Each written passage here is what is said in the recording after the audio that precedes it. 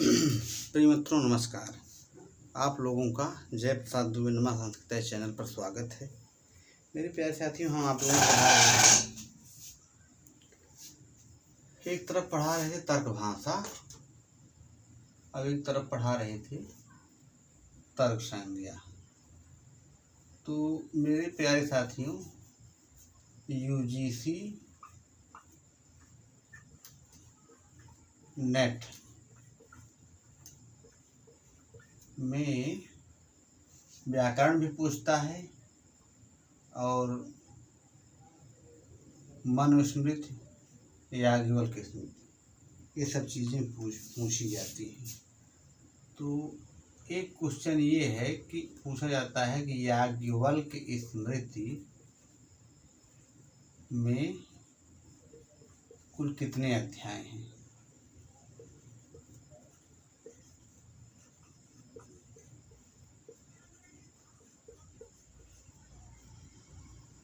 तो 3 अध्याय है।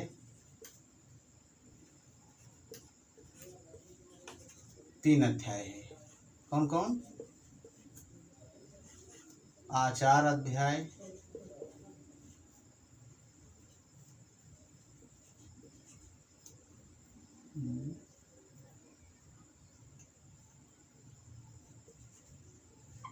और व्यवहार अध्याय,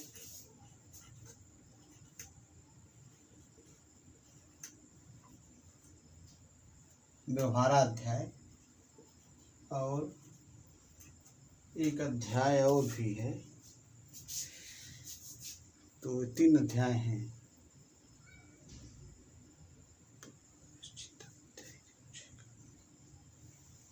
तो एक अध्याय छूट रहा है, याद नहीं आ रहा है। तीसरा अध्याय, एक अध्याय और है, याद प्रायश्चित अध्याय ऐसी कुछ है। ये 3 अध्याय हो गए इस तरह से। और मनुस्मृति में कुल 12 अध्याय हैं।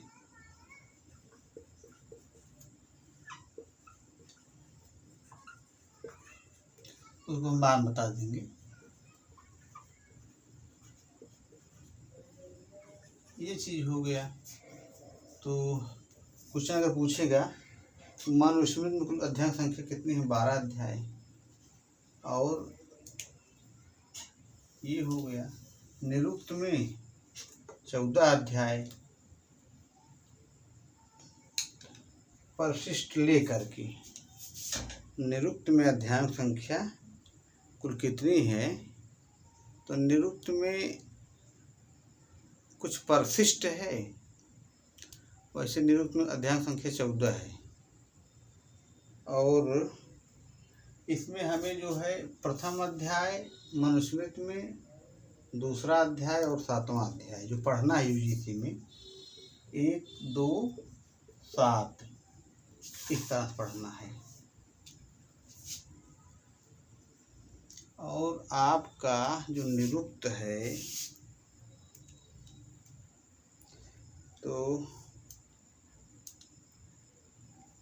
निरुक्त में अध्याय संख्या कुल 14 है। तीसरा है निरुक्त्यास की जो है, में कुल अध्यायों संख्या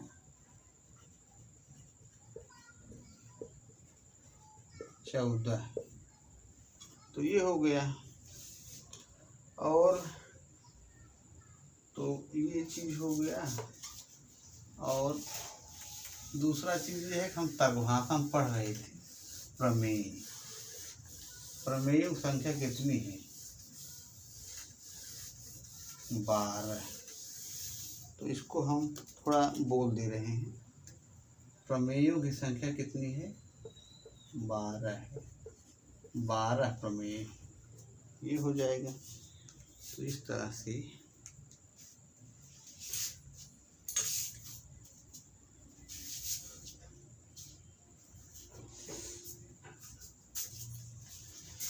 बारह प्रमेय मान लीजिए कोई दे दिया, उसमें पूछ लिया कौन प्रमेय नहीं है, ये चीज़ हो जाए क्लियर। तो आप बता पाएंगे कौन चीज़ प्रमेय नहीं है। जैसे नंबर 1 प्रमेय है आत्मा। आत्मा है, शरीर है, इंद्रिय है, तीसरा इंद्रिय, चौथा है आपका अर्थ, फिर है बुद्धि, पांचवा बुद्धि हो गया, छठवां मन, सातवां है प्रवृत्ति, आठवां है दोष, नौवां है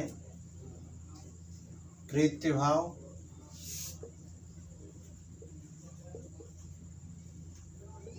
10वां है फल, 11वां है दुख,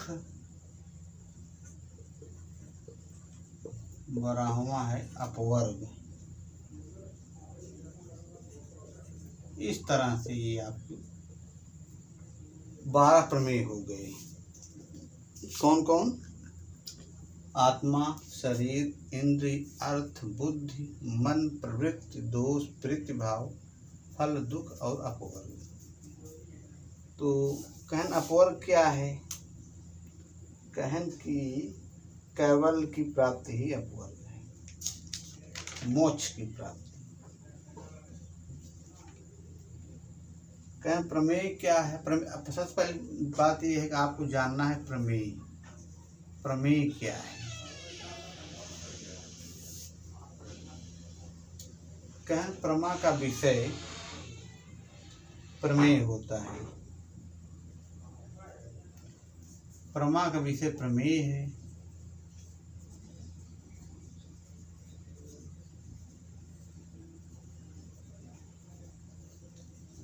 कहें जिससे मोक्ष की प्राप्ति हो जाए, जिसके ज्ञान से,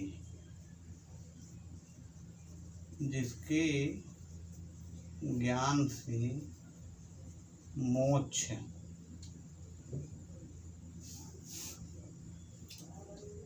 मोक्ष की प्राप्ति हो जाए,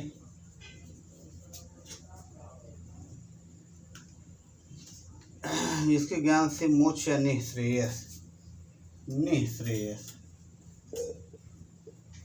इसी कहते हैं निःश्रेयस।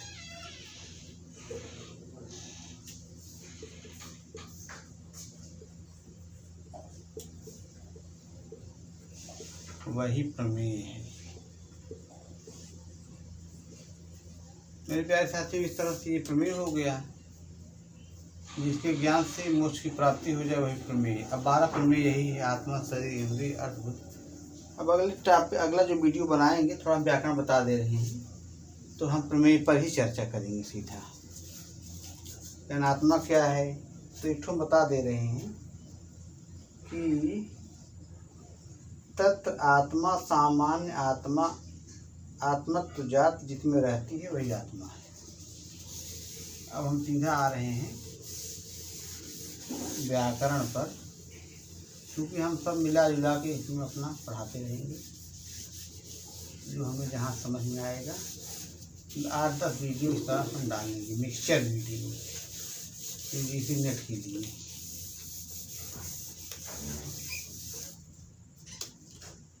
तो अब इसमें एक चीज़ और है कि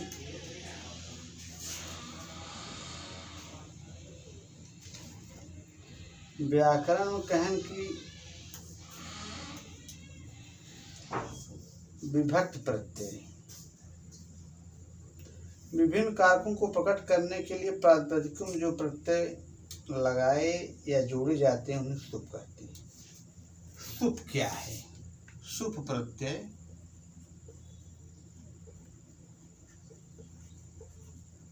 क्या है? सुप प्रत्यय जो प्रातिपदिक में लगता है, प्रातिपदिक में जो प्रत्यय लगेगा पद बनाने के लिए प्रातिपदिक प्लस प्रत्यय बराबर हो जाएगा आपका पद। जैसे राम है, एक पद है, इसमें क्या है, राम ये प्रातिपदिक है प्लस सु, तब सु का उलोप हो जाएगा, फिर बचेगा स, फिर स का, इस तरह से फिर रामा बनेगा। स का भी लोप हो जाएगा, स से जैसे रूह से, फिर र बचेगा, तो फिर इस तरह से फिर र का भी लोप हो जाएगा विरामो अवसानम से, तो फिर बच हो जाएगा उसी, फिर रामा पद बन जाएगा। फिर आपका अब ये प्रातिपदिक में जब ये प्रत्यय लगते हैं तब शुभ प्रत्यय कितने हैं, शुभ प्रत्ययों की संख्या है 21।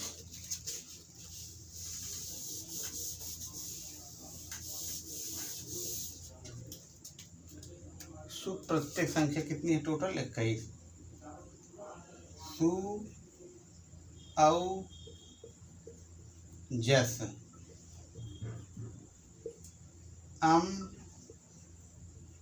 ये प्रथमा में है,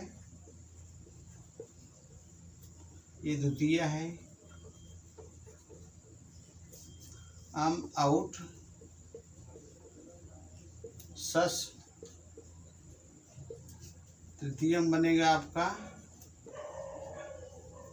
टा भ्याम भिस, चतुर्थी में बनेगा आपका सुवौजस अमौष्टाभ्याम भिस ङेभ्याम भ्यस,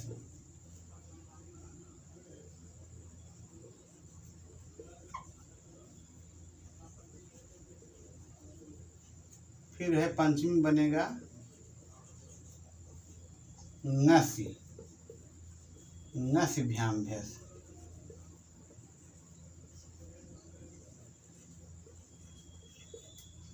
षष्ठी में बनेगा आपका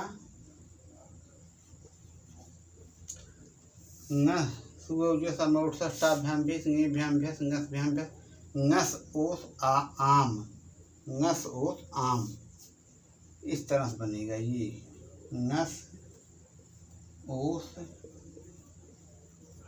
आम, ये हो गया। फिर सप्तमी में बनेगा,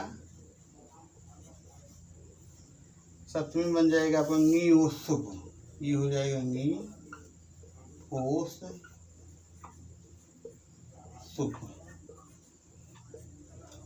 तो इस तरह से ये शुभ प्रत्यय, जैसे रामा कहना है, राम में सु लग जाएगा, रामों में रामो अगर आपको, तो इसका हो जाएगा राम प्रातिपदिक प्लस औ, ये बनेगा रामौ, तो सु औ यस अमौट सस टाभ्याम भिस ङेभ्याम भ्यस ङसिभ्याम भ्यस ङस ओस आम ङी ओस शुभ। इस तरह से आपका शुभ प्रत्यय जो कि विभक्त प्रत्यय है, और ये जितने भी संज्ञा वाले रूप हैं, शब्द रूप जिसको कहेंगे आप, तो ये शब्द रूप में जोड़ते हैं।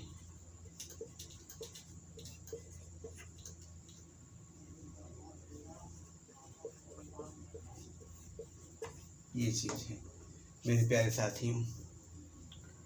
तो ये हो गया प्रथमा, द्वितीय, तृतीय, चतुर्थी, पंचमी, षष्ठी, सप्तमी। इस तरह से ये आपका शुभ प्रत्यय जो कि विभक्त प्रत्यय है, यह समाप्त हुआ। मेरे प्यारे साथियों, आप लोगों का मेरे चैनल जय प्रसाद दुबे नमः संस्कृत जीपी संस्कृत क्लासेस पर बहुत बहुत स्वागत है। आप लोगों का आभार, धन्यवाद। इसी के साथ मैं अपनी वाणी को विराम दे रहा हूँ। नमः संस्कृत। आप लोगों को